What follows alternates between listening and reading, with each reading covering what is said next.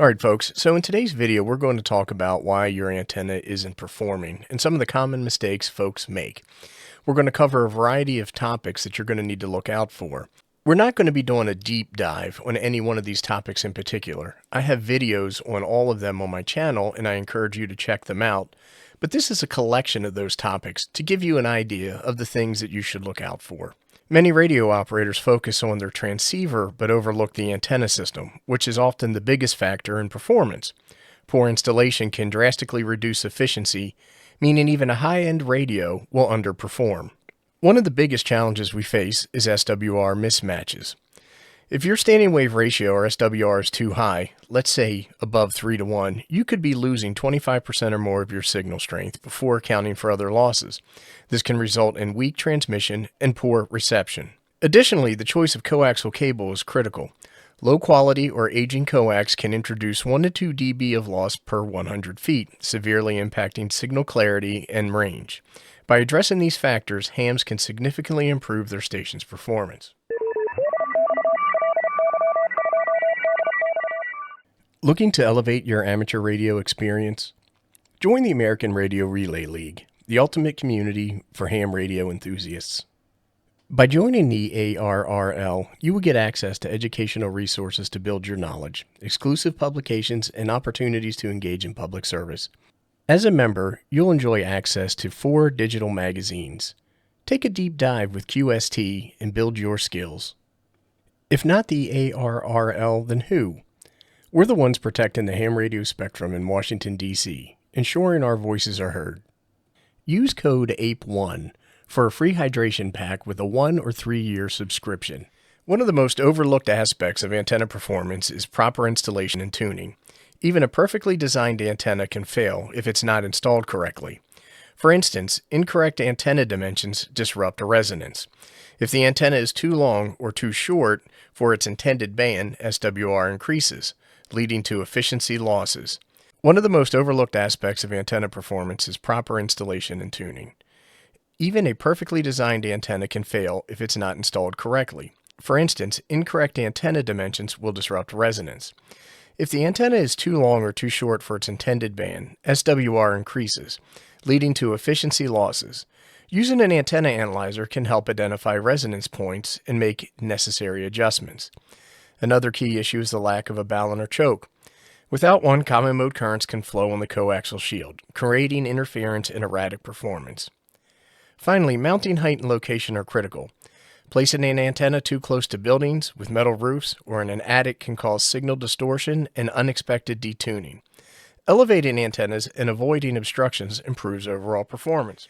Achieving long-term high-performance antenna operation requires a combination of proper design, material selection, and grounding techniques. First, designing an antenna for correct operation bands is crucial. Whether opting for multi-band or single-band setup, ensuring resonance and efficiency at targeted frequencies will maximize your performance. Next, material quality cannot be overlooked. Using low-loss coaxial cable, well-sealed connectors, and corrosion-resistant components will help maintain efficiency and prevent signal degradation over time. Finally, proper grounding and bonding are essential for reducing RFI, lowering your noise floor, and protecting equipment. Implementing a single-point ground system with RF bonding ensures safe and interference-free operation. Beyond installation and tuning errors, several overlooked factors can significantly degrade antenna performance. One of the most frequent culprits is low quality or aging coaxial cable. Over time, shield degradation and moisture intrusion lead to signal loss and power inconsistencies. Upgrading to high-quality coax reduces these issues. Another major issue is poor connector installation. Improper soldering, loose crimps, or unsealed connectors can lead to intermittent failures. Ensuring proper strain relief and waterproofing with self-fusing tape prevents long-term degradation. Finally, ignoring the grounding and bonding can lead to an increase in RF interference and safety risks. Well-bonded grounding systems reduce noise, prevent shocks, and enhances station performance. We're going to talk a little bit more about grounding and bonding for antennas. This is not advice for how to ground and bond your antenna system and your station in general. You should seek the advice of a certified electronics specialist or an electrical installer. Also, there are many local codes that you need to adhere to, and I would make sure that you're doing that as well. Grounding and bonding are crucial for both performance and safety in any antenna system. A properly grounded station significantly reduces RF interference, prevents equipment damage from lightning surges, and ensures operator safety. Without grounding, stations often suffer from erratic behavior, increased noise, and even dangerous voltage buildup.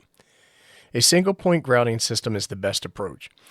All radio equipment, feed lines, and metal surfaces should be bonded to a common grounding point to avoid unwanted ground loops, which can introduce interference.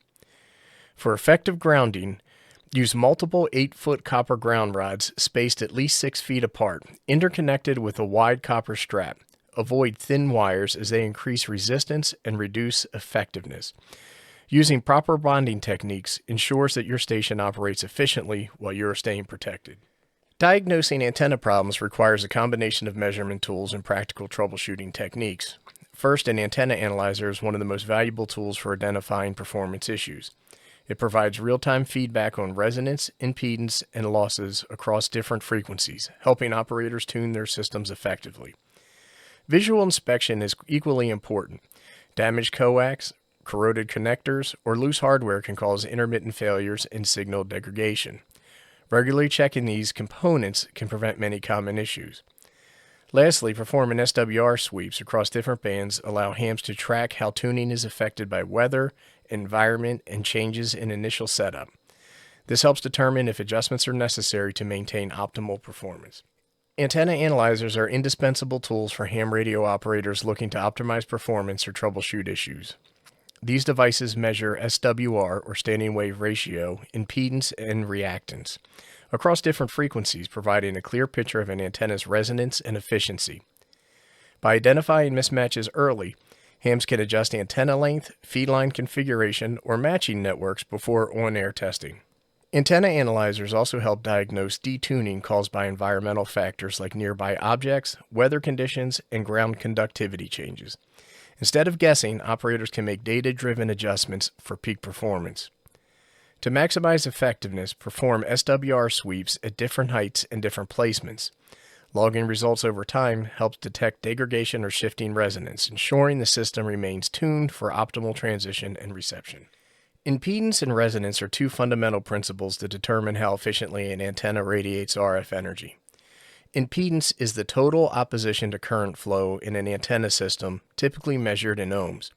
Most transceivers expect a 50 ohm load, but many antennas have different natural impedance, leading to mismatched losses. Resonance occurs when an antenna's inductive and capacitive reactance cancel each other out, resulting in pure resistance. A resonant antenna allows maximum power transfer with minimal loss, reducing SWR and improving efficiency. One note I want to make here is that an antenna can be resonant at a resistance of something other than 50 ohms. In that case, you will have SWR, and you will not have maximum power transfer. To ensure a proper match between the transceiver and antenna, hams use tuners, balun and ununs, and matching networks. These devices help optimize SWR, minimize reflected power, and improve overall system performance. Common mode current is one of the most overlooked problems in ham radio antenna systems. It occurs when unwanted RF currents flow on the outside of the coaxial cable shields, leading to interference and signal distortions. These unwanted currents can cause RFI, radio frequency interference, in the shack. They affect sensitive electronics and even your audio equipment. Additionally, they can distort the antenna's radiation pattern, reducing efficiency and causing unpredictable performance. The best way to combat common mode current is by using a 1-to-1 current balun or ferrite chokes at the antenna feed point. These devices prevent RF from traveling back down the coax shield, ensuring that all transmitted power is radiated efficiently by the antenna. Antenna tuners are used for ensuring proper impedance matching between the transceiver and the antenna system, but they are often misunderstood. A tuner works by adjusting capacitance and inductance to match the antenna system's impedance to the 50 ohm standard expected by most radios. However, a tuner does not actually adjust the antenna's resonance. It only creates a match at the radio's end, and if the antenna is severely mismatched, significant losses can still occur in the feed line. Best practice is to tune the antenna itself whenever possible, using an antenna analyzer to adjust the physical length or matching network. Use an external tuner when operating multi-band setups, like end-fed antennas, or situations where antenna adjustment is impractical. The choice between a shack-mounted and a feed-point-mounted antenna tuner depends on the type of antenna and operational needs. A shack-mounted tuner is located near the transceiver, allowing easy adjustments while operating. However, it only matches impedance at the radio end, meaning a high SWR and losses can still exist in the coax feed line, especially if using a long run of coax with a mismatched antenna. A feed point mounted tuner placed at the antenna's feed point matches the impedance at the source, ensuring minimal loss on the transmission line. This is especially beneficial when using long feed lines, or where high SWR in the coax could otherwise cause significant efficiency losses. For best results, use a feed point tuner for long or mismatched antenna systems and a shack tuner when convenience is the priority, such as when using resonant dipoles with minimal mismatch. For those who want to dive deeper into antenna optimization and troubleshooting, a variety of resources are available. The ARRL Antenna Book remains one of the most authoritative guides for covering everything from fundamental principles to advanced design techniques. Antenna modeling software like EasyNet and MMANAGAL allows hams to visualize and simulate how antennas will perform in their environment, helping refine designs before building them. Finally, local amateur radio clubs, online resources, and Elmers for hands-on learning and troubleshooting. These communities offer practical experience and collaboration and problem solving that can't be found in books alone. To summarize, the key to maximizing antenna performance lies in proper installation, high-quality materials, and ongoing maintenance.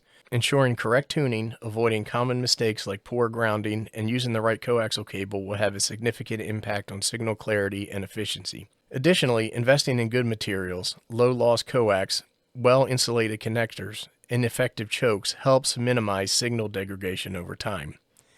Finally, regular inspections and adjustments are critical.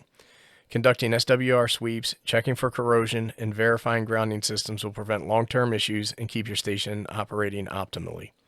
By following these best practices, even a modest radio setup can achieve excellent performance, ensuring reliable communication for years to come. If you have any questions, comments, suggestions, or recommendations, go ahead and post them below, and I'll do my best to respond. As always, thank you for watching.